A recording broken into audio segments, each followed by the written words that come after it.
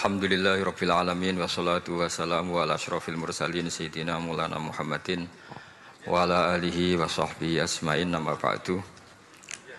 Ingkang sangat kula hormati Kiai Haji Dr. Insinyur Salahuddin sedanten keluarga Mbah Hasyim, sedanten dzurriyyah. Niki wonten putri, wonten bulik-bulik, wonten Gus Umar, wonten Bu Lili, wonten sedanten semua alumni, semua santri-santri yang kami cintai. Saya ini syukur sekali karena waktunya tinggal sebentar, jadi uji nyalinya juga sebentar. Saya akan ngomong sesuai spesialisasi saya, yaitu fikih. Karena saya murid Kiai Haji Maimun Zubair yang bersanad lewat Mbah Karim sampai Mbah Hasyim, atau bersanad lewat Mbah Mun, Mbah Zubair, kemudian Mbah Fakih Mas Kumambang, juga teman Mbah Hasyim ketika sama-sama ngaji di Mekah. Saya akan mengkagumi Gus Dur dari segi fikih. Ketika Gus Dur dilengsarkan dari presiden, yang paling saya kenang dan para ulama seluruh Indonesia, mungkin seluruh dunia mengenang adalah keberhasilan Gus Dur mengelola konflik itu tidak pertumpahan darah. Itu satu prestasi yang insya Allah jadi amal beliau, semoga mendapat ridhonya Allah Subhanahu wa Ta'ala. Karena yang paling dihindari oleh Islam sebisa mungkin adalah jangan ada darah menetes, apalagi hanya demi kekuasaan. Sehingga Rasulullah SAW sampai berdamai ketika terjadi tarik ulur di Sulhul Hudaybiyah. Saat itu Suhail bin Amr memberi sekian poin yang mendikte Rasulullah, semuanya merugikan Rasulullah. Tapi tidak semuanya merugikan Rasulullah, tidak ada yang menguntungkan sama sekali. Tapi Rasulullah menuruti itu semua demi tidak bertumpahan darah. Padahal Suhail bin Amr zaman itu masih kafir. Sehingga menjadi fikih bahwa perdamaian itu harus kita jaga. Sampai ada ayat wa in janahu lisalmi fajnalaha wa tawakkal 'ala Allah. Jika mereka ingin damai, kamu harus menuruti itu. Sehingga damai itu pula yang zaman era Gus Wahid, ketika beliau menginginkan negara berdasar Islam, itu banyak di buku, termasuk beliau panitia 9 persiapan kemerdekaan Pebuki, juga tadi Gus Salahuddin cerita. Beliau akhirnya kompromi juga dengan negara yang berbentuk Pancasila. Kemudian itu disosialisasikan era Muktamar Situbondo, yaitu Kiai Haji Ahmad Siddiq, didukung oleh Gus Dur karena zaman itu beliau kalah sepuh sama Kiai Haji Ahmad Siddiq. Jadi itu fikih yang saya menjadikan pengagum Gus Dur, karena ibadah Darul Mafasid Muqaddamun ala Jalbil Masalah adalah ibadah yang luar biasa. Berikutnya saya mohon sama Kiai Haji Salahuddin Wahid berkenan saya cara berpikir begini untuk Gus Dur. Jadi saya ini dari keluarga Kiai, saya juga senasab dengan keluarga Mbah Hasyim karena sama-sama turunan Mbah Sambul Lasem. Jadi beliau adalah Abdurrahman bin Wahid bin Hasyim bin Asy'ari bin Wahid lagi, terus bin Abdul Halim 2 sampai Mbah Sambu. Kira-kira nasabnya sama dengan saya, dengan Mbah Hamid yang dari jalur itu. Saya mau bercerita begini. Watak seorang cucu itu biasanya mengalir dari pikiran besar mbah-mbahnya atau leluhurnya. Karena setiap mbah-mbahnya pasti berdoa dzurriyyatan thayyibah, yaitu anak cucu yang baik. Saya sengaja di sini bawa kitab yang ditulis oleh Muhammad Asad Shihab, seorang Libanon. Menulis bahwa Mbah Hasyim Asy'ari adalah terhitung sebagai mujaddid, sebagai pembaharu Islam, setidaknya di Asia sini atau di Indonesia. Di sini ada kitab ini diterjemah beberapa kali, sebagian oleh Kiai Haji Mustafa Bisri, sebagian oleh Kiai Sodik Semarang. Saya punya edisi asli, edisi Arabnya, karena saya dari awal ingin ngaji sama santri-santri Tebu Ireng.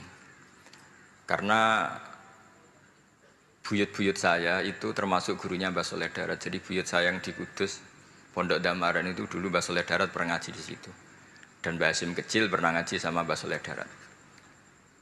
Dan tentu biasa itu dalam ilmu sanad, guru-guru saya indukannya di Mbah Hashim juga pernah ngaji beberapa ulama di Pantura. Dan saya pastikan di antara perilaku atau manhaj Mbah Hashim adalah, ini saya baca, guru-guru beliau kemudian ada perilaku yang persis ditiru Gus Dur. Jadi itu bukan sekedar bukan sekedar mitos atau kebetulan, beliau punya pilihan-pilihan yang dipilih sampai akhir hayatnya. Di sini ada cerita proses Mbah Hashim ngaji, kemudian pernah ada seorang Jerman mau belajar Islam sama Mbah Hashim, kemudian ditemui beliau dengan sangat hangat. Ketika sudah mengenal Islam secara detail, ya saya ulang lagi, ketika sudah mengenal Islam secara detail, beliau ngendikan, kamu jangan tergesa-gesa, kata beliau, kamu harus menerima Islam ini secara al-bayyinah, secara argumentatif, secara logika yang benar, jangan karena terpaksa. Itu pula yang akhirnya Mbah Hashim mendorong khurriyatul fikri, orang itu harus merdeka dalam berpikir. Itu pula yang mengilhami Rasulullah SAW ketika Sulhul Hudaybiyah. Orang kafir yang masuk Islam harus dikembalikan ke habitat kafir, karena itu habitat asli, karena rata-rata dulu suku Mekah zaman itu kafir semua. Tapi yang orang Islam masuk kafir harus dibiarkan karena dianggap kembali ke habitat. Tentu semua perjanjian itu merugikan Rasulullah SAW. Tapi yang unik, Rasulullah itu menerima itu semua. Kata Rasulullah, sudah perjanjian itu kita terima saja. Akhirnya perjanjian itu diterima. Kemudian tapi Nabi hanya minta satu hal. Orang kafir Quraisy tidak boleh melarang orang diskusi Islam. Akhirnya mereka diskusi tentang Tuhan, tentang agama, tentang macam-macam. Sehingga mereka akhirnya membandingkan, namanya punya Tuhan batu sama Tuhan yang disebut Muhammad. Tentu mereka masih jangkar pakai nama Muhammad. Mereka diskusi. Kalau kita punya Tuhan berhala, efeknya begini-begini. Kalau Tuhan kita banyak, efeknya gini-gini. Diskusi. Yatafawaduna fil hadis. Mereka diskusi secara terbuka. Terus fama ahadun ya'kilu syai'an illa dakhala fihi. Kemudian seseorang yang berpikir secara benar, yang mengenali Islam, pasti akan masuk Islam. Sehingga karena mereka diskusi bebas tanpa tekanan, akhirnya mereka memilih Islam. Dan setelah mereka Islam, mereka akhirnya ikrar Islam sama ikrar, ya cara sekarang ikrar, kemudian menjadi Muslim. Dan otomatis perjanjian itu dibatalkan. Makanya kata Imam Zuhri, guru Imam Malik, maka nafathun a'zuma fil Islam min sulhul Hudaybiyah. Enggak ada kemenangan Islam sehebat kemenangan dalam Hudaybiyah, yaitu orang berbebas berpikir. Kemudian kebebasan berpikir ini pasti mengarah ke mengakui yang benar, menanggalkan yang salah. Tentu orang dulu mendewa-dewakan Lata Uzza, pokoknya menuhankan makhluk, menjadi sadar bahwa itu aneh. Kenapa kita harus sembah batu yang dipahat? Kenapa kita harus menyembah makhluk dan sebagainya? Dan akhirnya mereka Islam. Tapi dulu kalau suasana perang itu keinginan orang hanya ingin menang kalah. Jadi yang kafir itu hanya ingin menang, pokoknya jangan sampai kalah. Nggak pernah berpikir Islam itu apa. Di mana-mana perang itu ya pikirannya menang kalah.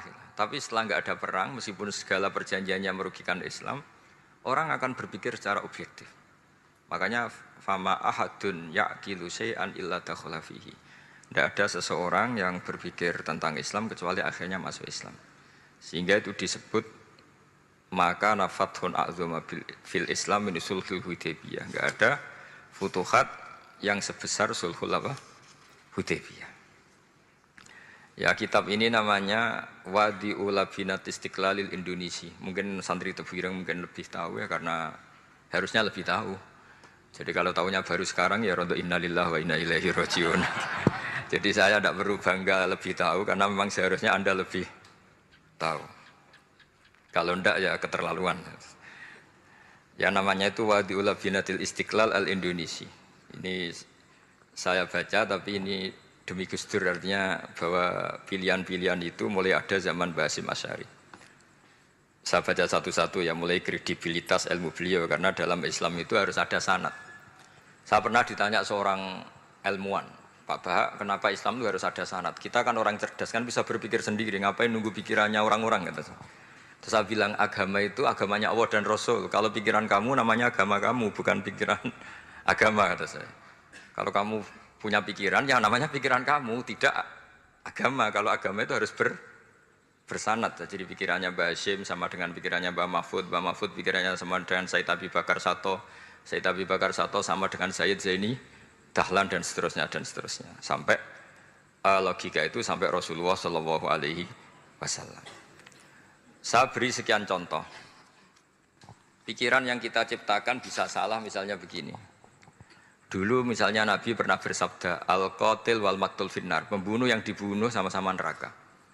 Jadi idal takol muslimani bisayfihima fal qatil wal maqtul finnar. Jika dua orang muslim bertemu sama-sama bawa pedang, maka yang bunuh maupun yang dibunuh itu sama-sama masuk neraka. Makanya kita harus syukur sekali Indonesia itu paling menghindari membunuh, karena kalau sesama muslim membunuh itu ancamannya berat, sama-sama masuk neraka. Bukan sekedar diboyong dari pondok Tebu Ireng, itu neraka gitu. Kalau dibayang pondok gampang itu, nanti mondok lain gampang. Terus logika sahabat begini, hadza al-qatil fama balul maqtul. Oke ya Rasulullah, kalau al-qatil masuk neraka namanya pembunuh, oke kita terima. Tapi fama balul maqtul, lalu dosanya yang terbunuh itu apa? Wong dia korban kok dia dibunuh? Apa jawabannya Rasulullah sallallahu alaihi wasallam? Jawabannya innahu kana harison ala qatli sahibi. Sebetulnya dia juga mentalnya pembunuh, cuma nasibnya terbunuh. Jadi seperti misalnya sampean hasut saya, itu enggak perlu disakeni. Sebenarnya sampean yang inginnya ya menggusur saya, cuma nasibnya tergusur gitu. Makanya kalau ada orang rebutan pacar kok kalah itu udah usah disakeni. Sebenarnya mentalnya dia perebut gitu. Cuma nasibnya kalah gitu. Jadi apa ya? Ya tadi. Ya ini penting ya, penting sekali. Itu jadi sebetulnya ketika duel itu semuanya kan mentalnya pembunuh. Maka dia nasib saja sebagai maktul, tapi mentalnya pembunuh. Karena dia mentalnya, niatnya, komitmennya pembunuh, maka dia sama-sama di neraka. Maktul itu fakta, faktanya terbunuh, tapi mentalnya pembunuh. Sehingga hukumannya sebagai pembunuh. Sama kalau sampean berebut itu mentalnya ya perebut. Cuma nasibnya kalah atau terebut. Itu soal nasib. Ini saya baca dulu ya guru-guru Mbah Hashim supaya clear. Selama ini yang dikenal kan beliau ngaji sama saya Mahfud, saya Khotib Minangkabau. Ini di kitab ini. Saya baca sesuai harokat yang ada di kitab ini. Nanti kalau sampai tidak cocok karena beda madhab, ya nggak apa-apa asal pinter saja. Karena baca kitab itu unik. Kadang-kadang satu guru sama guru yang lain itu beda-beda. Dan biasanya guru itu nggak mau kalah. Mbah Mun tuh sering cerita, ada kiai maknani wati ini lan wit alu. Itu muridnya gerutu karena pernah mondok itu kok enggak gitu. Pak guru, di kitab saya maknanya itu pohon elu. Lah iya cung wit elu kena gua alu kata guru. Gurunya kata gurunya enggak mau kalah gitu. Ada yang guru itu salah baca wal jarodin lan lawang. Muridnya enggak terima. Pak Yai saya pernah ngaji itu maknanya walang. Lah iya walang sing ning lawang cung. Itu memang kasus makna-makna di Jawa itu banyak itu. Karena awalnya memang wis rodok bodoni. Kenapa saya bilang bodoni? Yang bilang Mbah Mun makna Jawa ono bodoni ini ya. Karena watin itu kan enggak ada di Indonesia. Tapi kiai itu malu kalau gak iso maknani. Akhirnya wati ini wet elu. Tanyakan orang pakar ahli Jawa ya enggak tahu lo itu apa. Pokoknya butuhnya kiai itu ada lafaz ya ada maknanya. Padahal jenis itu enggak ada di Indonesia. Seperti haudat itu maknanya di Jawa sekedup. Sekedup itu rumah kecil yang ada di unta zaman dulu. Di Jawa ada enggak? Tidak ada. Kalau kamu tanya orang Jawa ini apa namanya? Namanya ya rumah kecil di atas unta. Tapi Kiai Jawa dulu punya makna namanya apa? Sekedup. Jadi Kiai Jawa itu luar biasa improvisasinya. Ya rodok bodoni itu. Lah yang sering bodoni itu bab halal haram, tapi bodoni apik. Yang tidak semua bodoni itu buruk, kadang wajib. Betul ya? Ini sama tergesola. Ini karena keahlian fikih saya juga barokahnya Mbah Hashim Asy'ari supaya beliau senang. Beliau senang karena para nabi, para wali, para ulama itu tidak meninggal. Tadi kalau Mbak Anita bilang wafat itu kalau dalam bahasa Arab wafa yafi wafaan itu maknanya nuhoni. Nuhoni itu sudah memenuhi. Jadi sebenarnya memang nggak pernah ada orang mati itu. Jadi kita punya jatah umur, jatah rezeki sudah terpenuhi semua. Namanya wafat, dari kata wafa yafi wafaan, sesuatunya sudah penuh maka diambil. Kalau roh sendiri nggak pernah meninggal. Ya roh sendiri kalau Mbak Anita bilang kita memperingati kehidupan Gus Dur ya memang hidup karena tadi nggak ada siapapun bilang orang itu mati. Orang mati itu adalah jasad, rohnya diambil dari jasad. Lah roh sendiri ini nggak pernah berstatus mati karena makanya orang Jawa semua sepakat. Wong mati ku piye? Sing nyawane dijabut, jasadnya mati, nyawanya diambil. Kemudian nyawa ini yang mengalami dapat nikmat maupun dapat azab.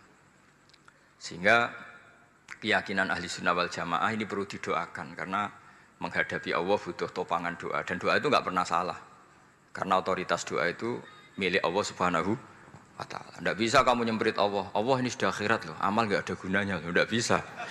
Allah tetap zat yang bisa mengabulkan doa siapa saja. Sehingga ahli sunnah berpendapat doa itu yanfa'ul mayyit, doa itu manfaat untuk mayit. Sehingga Basim Asy'ari ngarang secara spesifik risalah an ahli sunnah wal jamaah. Di antara yang paling pokok adalah doa yanfa'ul mayyit, bahwa doa itu manfaat pada mayit. Ini saya hitung ya guru-gurunya Mbah Hasyim. Darus Salhat Muhammad Hasyim Asy'ari ini karangannya Asad Syihab, orang Libanon. Buku ini selesai tahun 72. Beliau lama sekali ikut ngaji di sini sama Mbah Hasyim.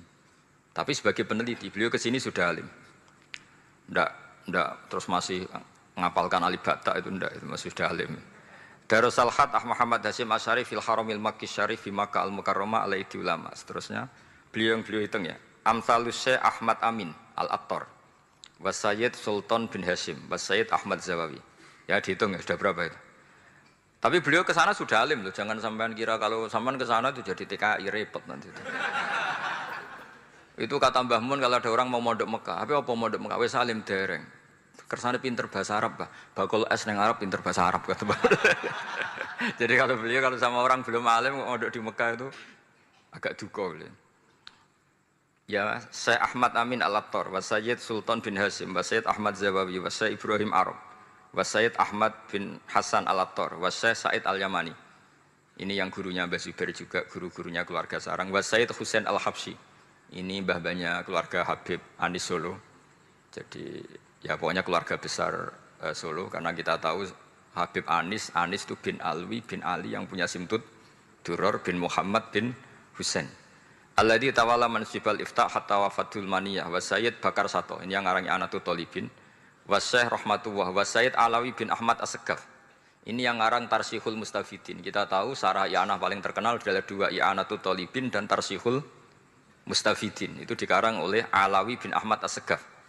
Terus wa Sayyid Abbas Al-Maliki, itu banyak Sayyid Muhammad. Karena kita tahu Sayyid Muhammad adalah Muhammad bin Alawi bin Abbas, ya, Muhammad bin Alawi bin Abbas. Itu juga gurunya Mbah Hasyim. Wa Sayyid Abdul Az-Zawawi wa Syekh Saleh Bafadl wa Syekh Sultan Hasyim Dagestani. Jadi selain guru-guru di Indonesia termasuk Mbah Mahfud Termas, Syekh Khotib Al-Minangkabu, beliau punya guru-guru itu yang saya sebut. Lalu barokahnya guru-guru itu, ya, barokahnya guru-guru itu, Mbah Hasyim berpikir seperti itu, dan berpikir seperti itu yang mengilhami Gus Wahid,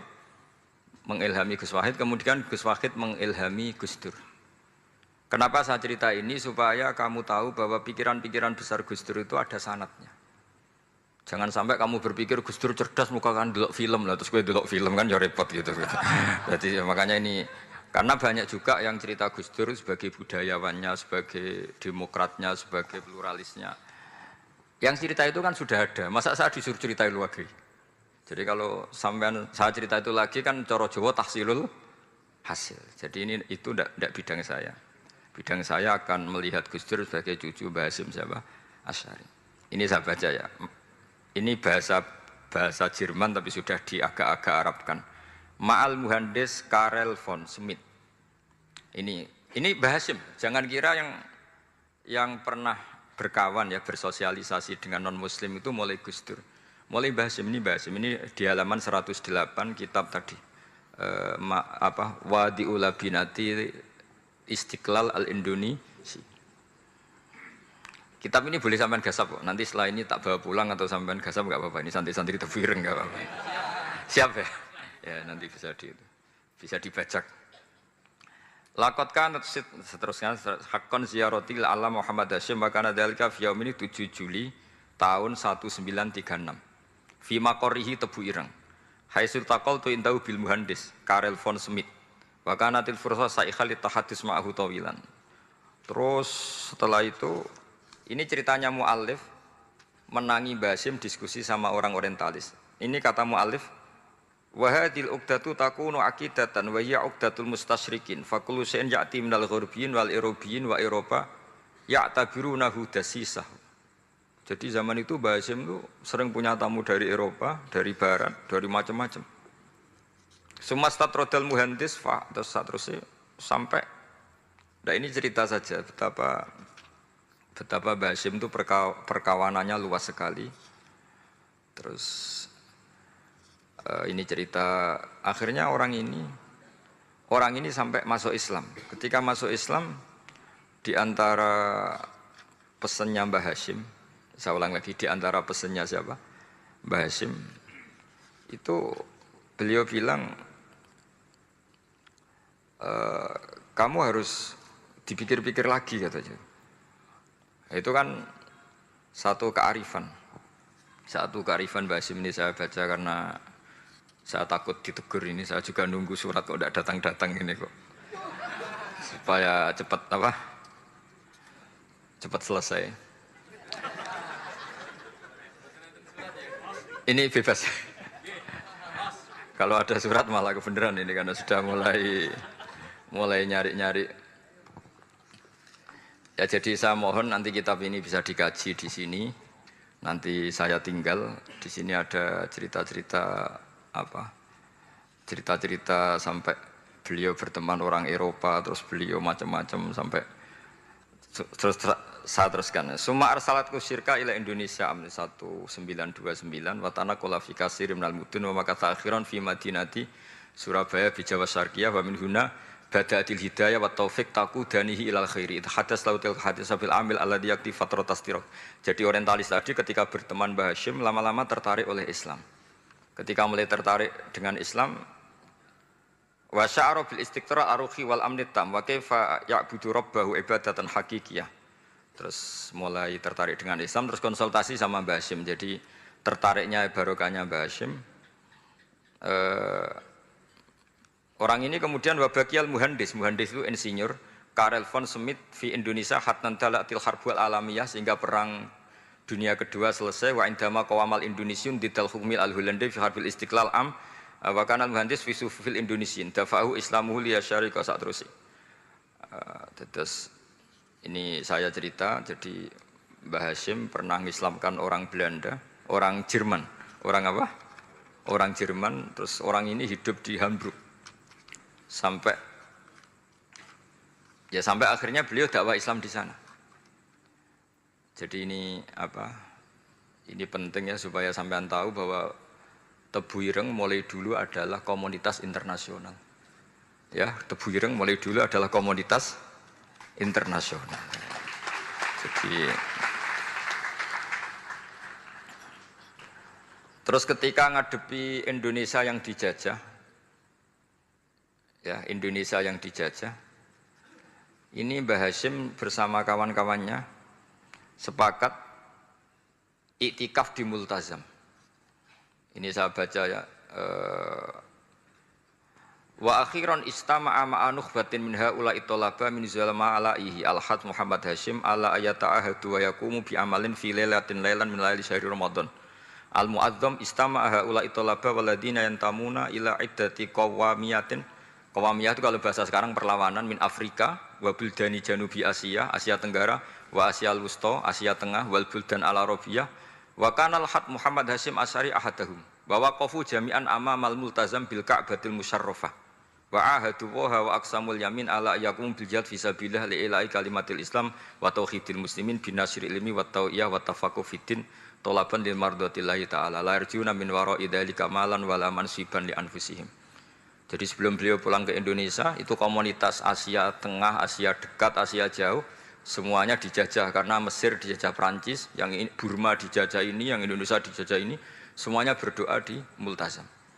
Intinya Mbah Hashim itu patriotik betul, patriotik betul. Tapi ya religius betul. Beliau berdoa di Multazam, beliau menyanggupi siap jihad melawan penjajah. Tapi saat itu juga berikrar kalau semua itu tidak untuk nyari pangkat. Makanya saya yakin Gus Dur adalah orang saat jabat presiden karena supaya Indonesia tidak chaos. Buktinya apa? Ketika beliau dilengsarkan ya santai saja. Wong ngajine wa mal hayatud dunya illa mataul ghurur. Jadi ya santai saja itu. Enggak jadi masalah. Terus kitab ini menerangkan, ini saya baca ya. Li khidmati dual alladziina laha musta'maratun. Musta'marat itu dijajah mislu Holanda wa Inggris wa Rusia wa Pernisa wa fi hadzal amri bidzat ara ana alal muslimin wal mas'ulin khususan. Ini intinya ulama-ulama yang dari timur jauh kemudian sowan ke Mbah Hashim minta fatwa karena negara-negara mereka juga dijajah. Jadi dulu orang dari Jerman, dari mana-mana belajar Islam juga sama Mbah Hashim. Yang negara-negara Asia Timur, Asia dekat itu juga kalau konsultasi kemerdekaan juga sama siapa? Mbah Hashim. Jadi uniknya kitab ini ditulis oleh orang Libanon. Jadi orang Libanon itu saking penasarannya sama Mbah Hashim Asy'ari itu datang ke sini. Ya datang apa? Datang ke sini untuk belajar sama Mbah Hashim. Dan di antara belajar itu kemudian sampai sini ternyata tamu-tamunya Mbah Hashim dari berbagai negara. Mulai yang konsultasi cara memerdekakan negaranya karena mengalami dijajah sampai cara belajar Islam yang benar. Termasuk tadi yang Karel von Schmidt tadi yang masuk Islam karena konsultasi sama Mbah Hashim, padahal dia orang Jerman.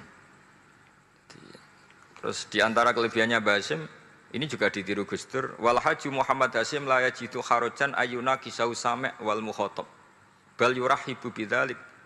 Mbah Hashim orang yang enggak tersinggung ketika pendapatnya ditentang atau digugat oleh lawan bicaranya. Beliau santai, tidak terus ya tidak berontak, ya santai aja. Enggak terus angger dibantah, membantah kiai kualat, enggak, itu enggak ada sanadnya. Nah ini saya pastikan ya bahwa kehebatan Gus Dur itu kita enggak lepas dari barokahnya siapa? Mbah Hashim. Sekaliber Rasulullah SAW sebagai Sayyidul Khalqi, Sayyidul Anbiya al-Mursalin, beliau yang ngakui ana da'watu Ibrahim wa bisyaratu Isa. Aku hebat ngene iku barokah dongane Nabi siapa? Ibrahim. Maka ini sesuatu yang saya tekuni, jadi enggak salah kalau bicarakan Gus Dur ya harus bicarakan Mbah Hashim. Sama bicarakan Nabi Muhammad SAW juga harus membicarakan Jadduhul A'la yaitu Ibrahim alaihissalam. Jadi ini kitab bisa dipakai atau digasap ya enggak apa-apa. Artinya gini, gasap itu kalau saya ada ridho jadinya gasap, kalau ridho ya jadinya boleh. Dan menjadi gasap kalau nggak dipelajari. Ya jadi kalau enggak terus tinggo jimat itu kita Gus Bah sakti, wah ya repot makanya ini. Nah kalau dipakai itu gasap. Tapi kalau nanti didiskusikan sama teman-teman, kemudian menjadi baik, menjadi luar biasa, saya ikut ngamal. Terus saya ulang lagi, saya teruskan. Ittisolatuhu. Ittisolatu itu komoditas beliau. Lahu ittisolatun wasi'atun wa mukatabatun ma'a katsirin min zu'ama'il alam al-islami fi dzalikal ahdi. Fi'nahum Asy Abdul Aziz As-Sa'alibi wa Sayyid Diyauddin wa Syairozi Adwul Injil terus. Beliau punya perkawanan besar di komunitas internasional termasuk Syekh Muhammad Abdul Karim Al-Khattabi wa Sayyid Alawi bin Thahir Al-Haddad Mufti Sultanati Johor. Ya, beliau berkawan dekat sama muftinya kerajaan Johor, wa Muhammad Ali wa Syaukat Ali bil Hindi, wa Muhammad Ali Jana Muhammad Iqbal. Muhammad Iqbal yang terkenal di India itu, wa Sayyid Hibaduddin Asy-Syahrastani, wa Wazirul Ma'arif Al-Iraqiyah. Beliau berteman sama PM Irak. Jadi kalau Gus Dur dari Mesir belajar di Irak, ternyata dulu mbahnya teman akrabnya Perdana Menteri apa? Irak. Terus banyak waroisu Majlis Tamyiz wa Sayyid Al-Alama Muhammad bin Aqil wa Sayyid Muhammad Jadul Maula wa Sayyid Muhammad Surur saat terusnya itu.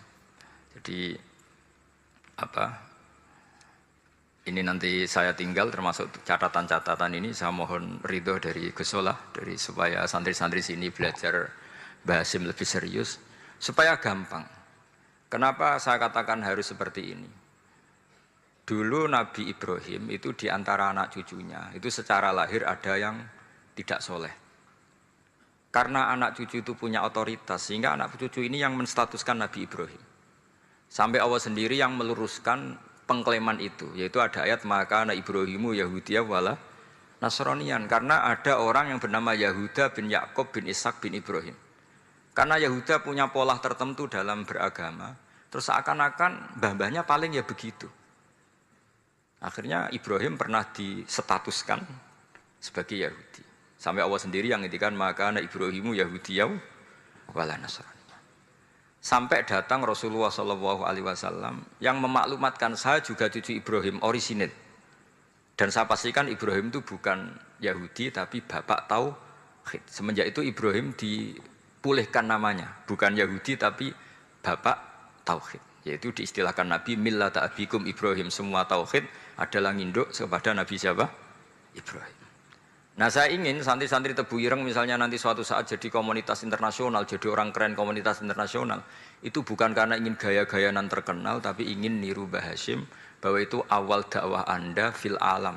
Semua alam ini tentu butuh tauhid, butuh kebenaran, bukan gagah-gagahan sebagai orang populer. Terus persahabatan yang luas, misalnya Anda khusyuk terus kuper, wah ratau kancanan wong ambil jadi wali gini terus kuper. Mungkin Anda tidak akan jadi wali, karena sanadnya Mbah Hasyim itu perkenalannya luas. Sementara kamu milih kuper, gak pernah berteman orang, tapi sanadnya sampai Mbah Hasyim itu membingungkan sanad itu. Wong Mbah Hasyim tidak gitu, kok kamu nyanatkan begitu. Jadi kalau santri Tebu Ireng mulai sampai neng kamar, terus ngobong dupo, terus menterkenalkan diri jadi wali. Gitu. Nanti tonggo kamu ngira itu produk Mbah Hasyim, karena kamu santrinya. Kan dianggap cerminan gurunya sampai Mbah Hasyim. Nah kalau ada yang teman-teman gitu harus dimaklumatkan itu sanad mungkotek. Bahwa sanad itu tidak benar. Ini kapan ini ditegur? Ini saya sudah mulai menunggu. karena ya repot ini kalau kelamaan ini nanti itu. Terus ini khazanahnya Mbah Hasyim. Khazanah itu ya perpustakaan kalau sekarang. Maktabatuhu. Tu'addu maktabatul khat Muhammad Hasyim Asy'ari min aghnal maktabat likhtiwaiha ala anfasil kutub. Jadi ini kadang harokatnya ya beda dengan bacaan saya. Sama nanut bacaan saya saja. Di sini ditulis anfusil kutub. Kalau saya baca anfasil kutub karena maknanya kitab terbaik. Kalau kitab terbaik bacanya bukan anfus tapi apa? Anfas. Ya nanti kamu debat sendirilah sama teman-teman ini bacanya apa. Karena ini kadang harokatan. Kalau kadang harokatan repot. Abe bantah itu kadang sungkan mbek sing aran, orang bantah kadang beda. Lah supaya selamat iki ora saleh mualif, khotote sing goblok biasanya gitu korban. Biasanya gitu kalau untuk menyelamatkan kiai itu wah ini yang ngetik yang salah. Padahal kadang kiai ini barang ya rodok salah tapi ya sembol. Daripada suudzon sama kiai kan mendingan sama pengurus. Ya gitu ya sepakat ya. Jadi ya sudah terus. Ya saya baca. Tu'addu maktabatul khat Muhammad Hasyim Asy'ari min aghnal maktabat likhtiwaiha ala anfasil kutub al-ilmiyah al-islamiyah. Jadi kalau tadi yang diceritakan para kawan-kawan Gus Dur suka baca. Itu Mbah Hasyim itu kitabnya banyak sekali dan semuanya kitab terbaik. Min matbu'atin baik yang dicetak wa makhtutatin baik yang masih tulisan tangan. Athariyatin qadimah baik kitab-kitab yang sudah hampir punah karena saking lamanya. Wa tadummu hadil maktabah jullal kutub al-mu'allafah wal lughat al-arabiyyah wal indonesia wal jawiyah wal malaysia wa ba'dal lughat al-ajnabiyyah al-ukhra. Jadi zaman Mbah Hasyim itu perpustakaannya sudah ada bahasa Indonesia, bahasa Jawa, bahasa Malaysia, bahasa Inggris. Itu yang nulis orang Libanon. Sampai santrinya Mbah Hasyim tidak tahu innalillahi wa inna ilaihi rajiun. Maka ini yang kepertobatan ya saya kasih. Jadi ini saya biasa guyon, kesulitan ini guyon sama santri, saya tidak midatoni kiai, jadi ini guyon sama santri. Semoga guyonan ini manfaat. Wassalamualaikum warahmatullahi wabarakatuh.